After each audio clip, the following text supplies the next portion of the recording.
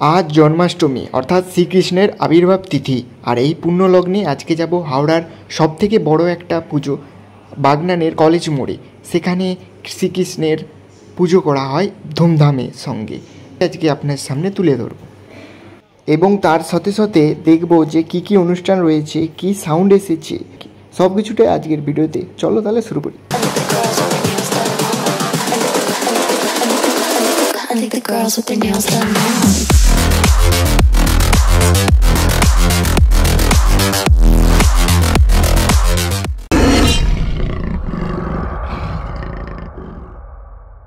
এখন আমি দাঁড়িয়ে রয়েছি বাগনান স্টেশনে।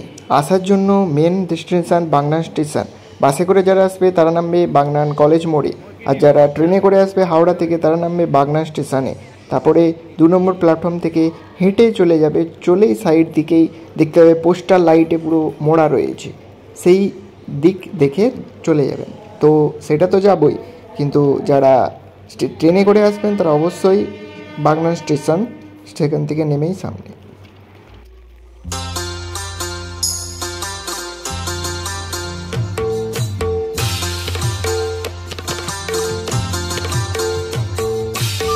কিছুটা হেঁটে আসার পরেই বাঁ সাইডের দিকে যে সাইডে বাস স্ট্যান্ডটা রয়েছে সেই সাইডেই দেখবেন বাইক ফাইক টাঙানা, আর ওই যে গেটটা দেখা যাচ্ছে। তো চলো যাওয়া যাক, তোমাদের দিকে দেখানো যাক।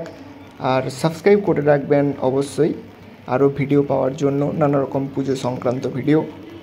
চলো তাহলে এগানো যাক শ্রীকৃষ্ণকে দেখার জন্য। পরিচালনায় রয়েছেন বাগনান আশ্রম।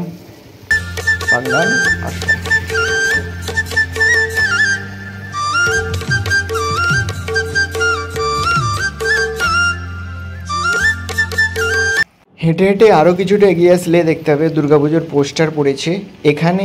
যতবারই হাওড়া যাওয়ার সময় এখানে দুর্গাপুজোটা চোখে পড়ে, চোখ ধাঁধানো একটা প্যান্ডেল করে, অসাধারণ। তারই কাজ আরম্ভ হয়ে গিয়েছে। তার সাইডে লাইটের গেট, এই সোজা চলে গেলেই আমরা চলে যাব জন্মাষ্টমীর সেই বড় পুজোয় বাগনানের। কিন্তু এই দুর্গাপুজোটাও খুব বড় হয়, তাই খুঁটি পূজা হয়ে গিয়েছে আর প্যান্ডেলের কাজও দ্রুত গতিতে এগোচ্ছে।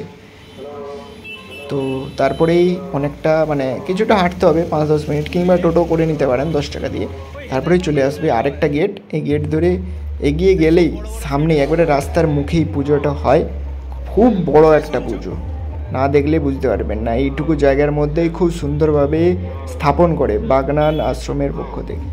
অঝরে বৃষ্টি চলছে, তার মধ্যেও আপনাদের জন্য ভিডিও আনা হচ্ছে। সাবস্ক্রাইব করে রাখবেন, কমেন্ট করবেন অবশ্যই। চলো তাহলে এবার আপনাদেরকে দেখানো। মুখের সামনেই রয়েছে একটা বড় বিশাল বক্সের সেট, অলরেডি চালু অবস্থায় ছিল, তাই কারণে আমরা একটু হলেও দেখতে পেয়েছি। তখন লাইটটা টেস্ট হয়েছিল, তাই লাইটটা খুব একটা পাইনি। চলো এবার তোমাদের দিকে দেখানো যাক প্যান্ডেলটা।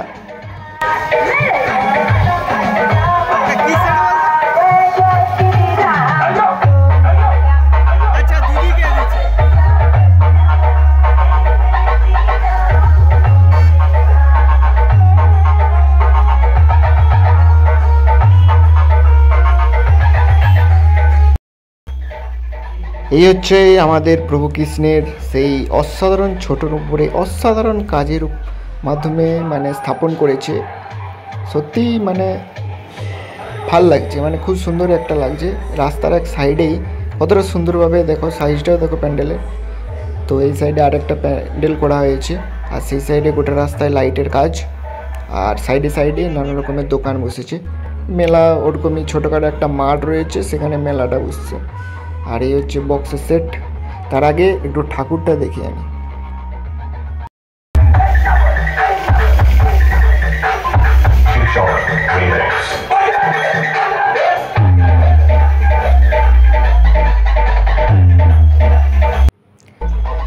ভিতরটা খুবই সুন্দর, লাইট থেকে শুরু করে হাতের কাজ বলো, অসাধারণ একটা সাজিয়েছে ভিতরটা। আর ঠাকুরটা ছোটোর উপরে ফুটফুটে একবারে সেই সুন্দর লাগছে। চলো ভালো করে আরেকবার তোমাদের দিকে দেখা।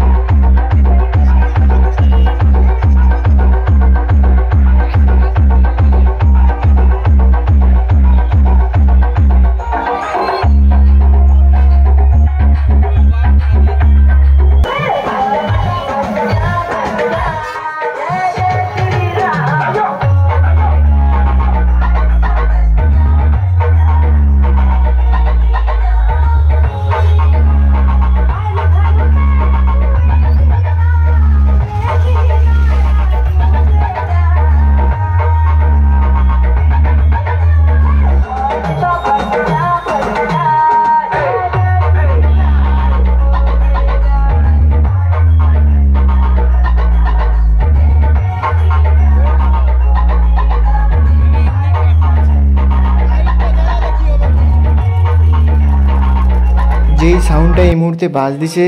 এই যে মেশিন দেখতে পাচ্ছ সিএ 20 দেখা যাচ্ছে মোটামুটি, এটা হচ্ছে RK সাউন্ড বা RK মিউজিক। তো এই তার সাউন্ড আর এই তার সেট আপ বাজছে আপাতত। শেষ দিন কী হবে সেটা আমি আপাতত জানি না, কেউ যদি জেনে থাকো কমেন্ট করে জানাতে পারো শেষ দিন কী সেট আপ আসছে না আসছে।